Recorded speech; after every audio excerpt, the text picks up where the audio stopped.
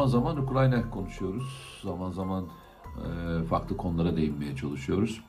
Bugün biraz daha bizi ilgilendiren ve sahada neler olduğunu konuşmayı istiyorum arkadaşlar. Biraz o konulara gireceğim.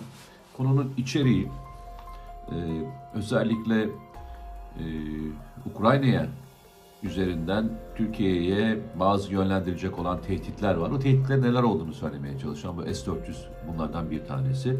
Bir de sahada gördüğümüz ve sizin de sıklıkla bana da sorduğunuz, birçok kişiye sorduğunuz da bildiğim bir konu. Tanklar modern savaşın artık bir unsuru olmaktan çıkıyor mu? Yani Altay tankına bu kadar büyük bir yatırım yapmaya gerek var mı gibi sorularınız var. Bunları sıklıkla duyar gibiyim. Bu kaynak başka yere aktarılabilir mi? İşte daha gelişmiş SİHA'lar, insansız savaş uçakları, modern mühimmatlar yapılabilir mi? Veya milli muharip uçak için ayrılabilir mi diye sorduğunuzu duyar gibiyim. Evet, bunları biraz tartışalım. Öncelikle şöyle aklınıza muhtemelen geliyordur. Yani ya yani tankların bu kadar akıllı mühimmatlar karşısında veya tank savar silahları karşısında bu kadar korumasız olduğu gerçeği nasıl bir gerçektir? Yani buradan nasıl çıkılacak? Yani tanklar resmen savaşın içinde en fazla vurulan hedef haline geldi. Koruma, zırh kalınlığı veya işte savaştaki gücü olarak bakıldığında neredeyse hiçbir etkisi yokmuş gibi gözüküyor. Yani birçok kişi böyle algılıyor ve böyle sürdürüyor. Gerçekten öyle mi? Yani ilk defa tank savar mühimmatların, gelişmiş tank savar mühimmatların bu kadar devreye girmesiyle beraber mi bu kadar çok vuruluyor? Yoksa geçmişte de bunun örneği olan birçok savaşta bu manzaralarla karşılaşıyor muyuz?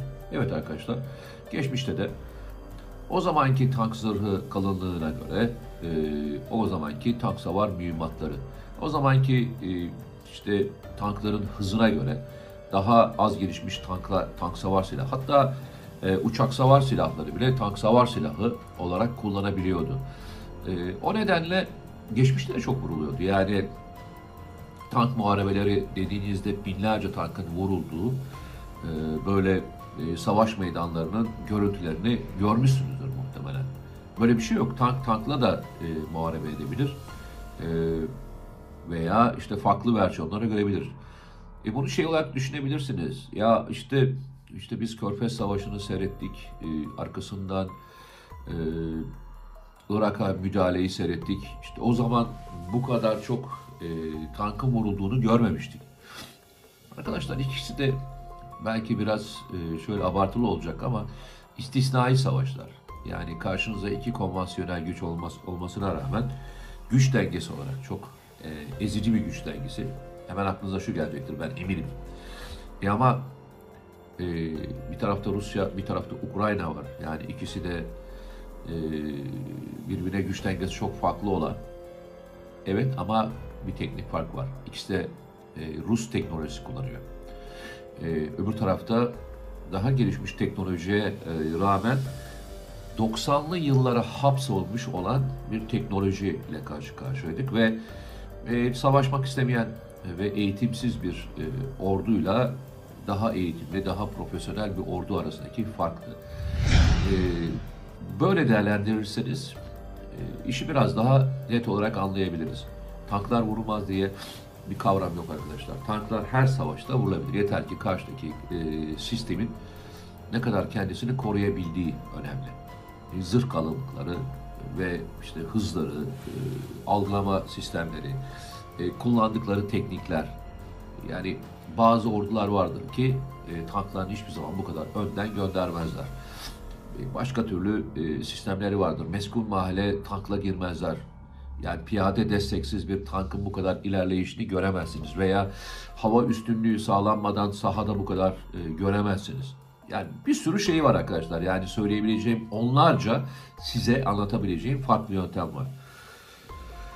Evet, yani Gördüğünüz sahnelerde vurulan onlarca Javelinlerle veya diğer tank savar silahlarıyla veya TB2'lerle vurulan tankları görüyorsunuz. Bu iki taraf için de geçerli. Rus tankları için de geçerli, Ukrayna tankları için de geçerli.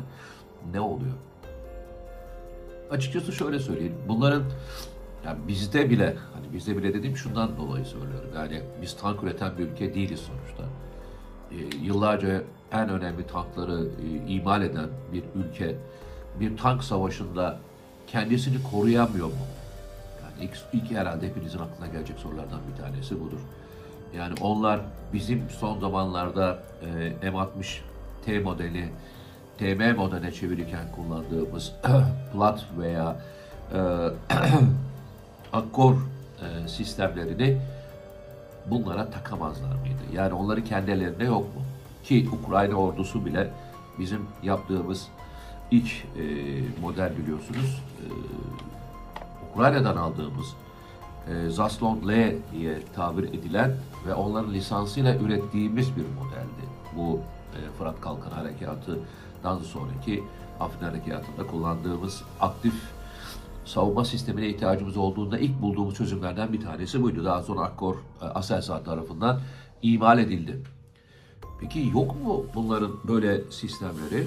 Aslında var arkadaşlar. Yani Afganistan Savaşı sırasında çok ciddi anlamda tank kayıpları vermeye başladığında Ruslar geliştiriyorlar. Yani Rusların da yani 1983 yılında T-55A'lara taktıkları Drozd diye tabir edilen bir koruma sistemi var arkadaşlar. Yani bu farklı bir sistem değil. Sonra 1993'te T-90'ları için yani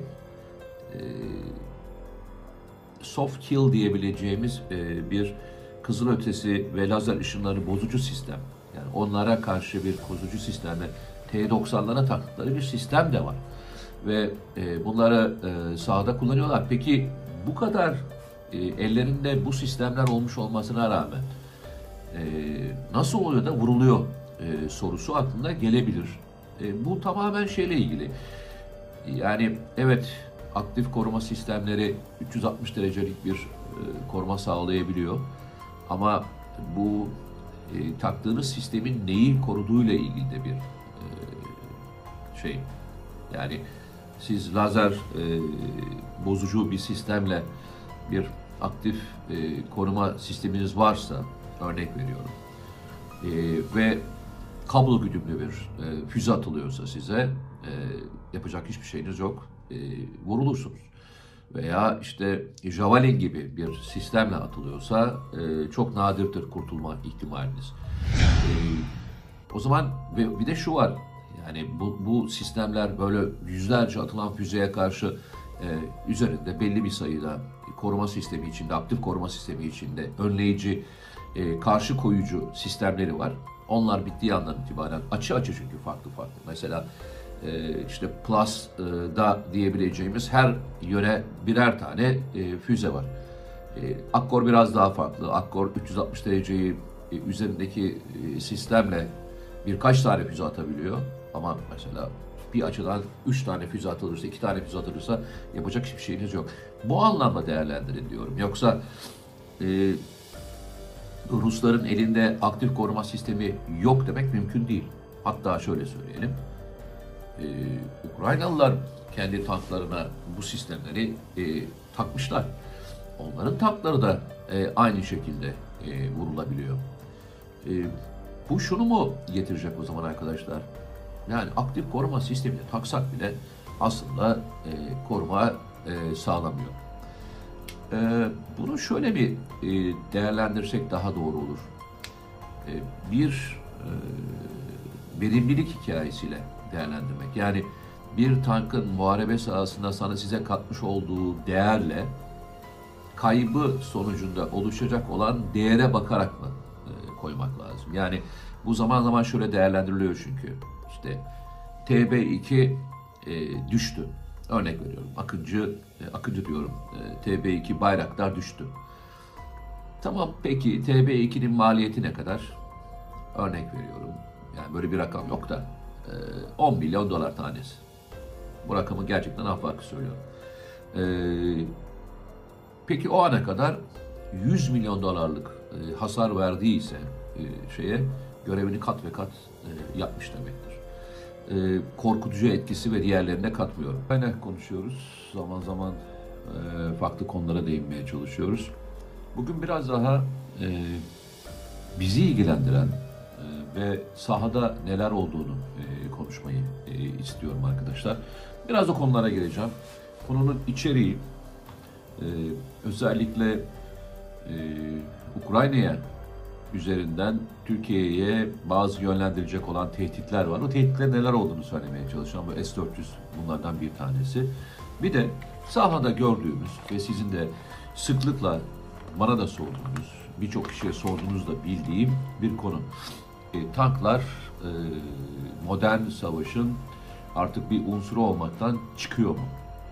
Yani Altay tankına bu kadar büyük bir yatırım yapmaya gerek var mı gibi sorularınız var. Bunları sıklıkla duyar gibiyim. Bu kaynak başka yere aktarılabilir mi? İşte daha gelişmiş SİHA'lar, insansız savaş uçakları, modern mühimmatlar yapılabilir mi? Veya milli muharip uçak için ayrılabilir mi diye sorduğunuzu duyar gibiyim. Evet, bunları biraz tartışalım. Öncelikle şöyle aklınıza muhtemelen geliyordur. Yani tankların bu kadar akıllı mühimmatlar karşısında veya tank savar silahları karşısında bu kadar korumasız olduğu gerçeği nasıl bir gerçektir? Yani buradan nasıl çıkılacak? Yani tanklar resmen savaşın içinde en fazla vurulan hedef haline geldi. Koruma, zırh kalınlığı veya savaştaki gücü olarak bakıldığında neredeyse hiçbir etkisi yokmuş gibi gözüküyor. Yani birçok kişi böyle algılıyor ve böyle sürdürüyor. Gerçekten öyle mi? Yani ilk defa tank savar mühimmatları, gelişmiş tank savar mühimmatların bu kadar devreye girmesiyle beraber mi bu kadar çok vuruluyor? Yoksa geçmişte de bunun örneği olan birçok savaşta bu manzaralarla karşılaşıyor muyuz? Evet arkadaşlar, geçmişte de o zamanki tank zırhı kalınlığına göre, o zamanki tank savar mühimmatları, o zamanki tankların hızına göre daha az gelişmiş tank savar silahı, hatta uçak savar silahları bile tank savar silahı olarak kullanabiliyordu. O nedenle geçmişte de çok vuruluyordu. Yani tank muharebeleri dediğinizde binlerce tankın vurulduğu savaş meydanlarının görüntülerini görmüşsünüzdür muhtemelen. Böyle bir şey yok. Tankla da muharebe edebilir. Veya farklı versiyonları görebilir. Bunu olarak düşünebilirsiniz. Ya biz Körfez Savaşı'nı seyrettik. Arkasından Irak'a müdahaleyi seyrettik. O zaman bu kadar çok tankın vurulduğunu görmemiştik. Arkadaşlar ikisi de belki biraz şöyle abartılı olacak ama istisnai savaşlar. Yani karşınızda iki konvansiyonel güç olmasına rağmen güç dengesi olarak çok ezici bir güç dengesi. Hemen aklınıza şu gelecektir, ben eminim. Ama bir tarafta Rusya, bir tarafta Ukrayna var. Yani ikisi de birbirine güç dengesi çok farklı olan. Evet, ama bir teknik fark var. İkisi de Rus teknolojisi kullanıyor. Öbür tarafta daha gelişmiş teknolojiye rağmen 90'lı yıllara hapsolmuş olan bir teknolojiyle karşı karşıyaydık ve savaşmak istemeyen ve eğitimsiz bir orduyla daha eğitimli, daha profesyonel bir ordu arasındaki farktı. Böyle değerlendirirseniz işi biraz daha net olarak anlayabiliriz. Tanklar vurulmaz diye bir kavram yok arkadaşlar. Tanklar her savaşta vurulabilir. Yeter ki karşıdaki sistemin ne kadar kendisini koruyabildiği önemli. Zırh kalınlıkları ve hızları, algılama sistemleri, kullandıkları teknikler. Yani bazı ordular vardır ki tanklarını hiçbir zaman bu kadar önden göndermezler. Başka türlü sistemleri vardır. Meskun mahalle tankla girmezler. Yani piyade desteksiz bir tankın bu kadar ilerleyişini göremezsiniz veya hava üstünlüğü sağlanmadan sahada bu kadar göremezsiniz. Yani bir sürü şey var arkadaşlar. Yani söyleyebileceğim onlarca, size anlatabileceğim farklı yöntem var.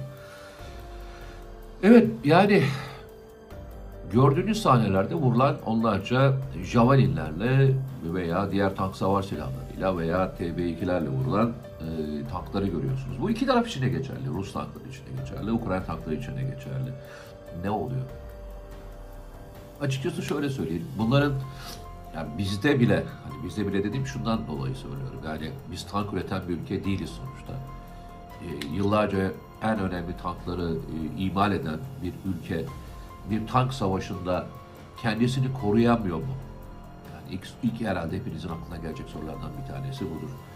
Yani onlar bizim son zamanlarda M60T modeli, TM modeline çevirirken kullandığımız Plat veya e, Akkor sistemlerini bunlara takamazlar mıydı? Yani onların kendi ellerinde yok mu? Ki Ukrayna ordusu bile bizim yaptığımız ilk model biliyorsunuz.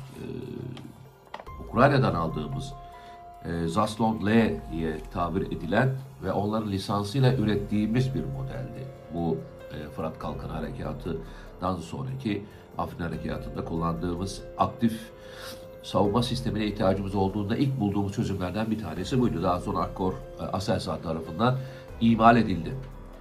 Peki yok mu bunların böyle sistemleri? Aslında var arkadaşlar. Yani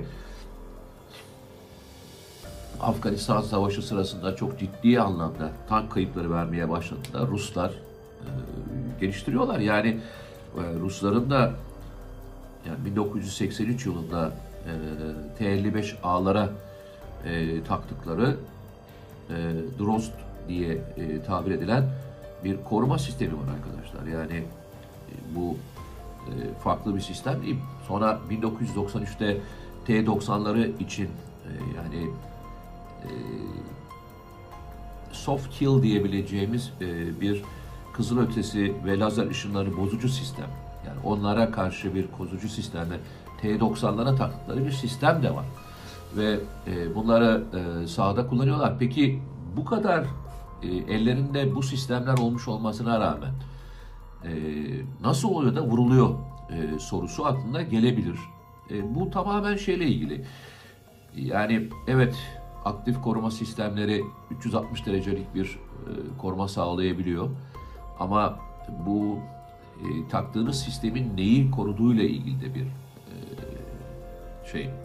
Yani siz lazer bozucu bir sistemle bir aktif koruma sisteminiz varsa, örnek veriyorum, ve kablo güdümlü bir füze atılıyorsa size yapacak hiçbir şeyiniz yok.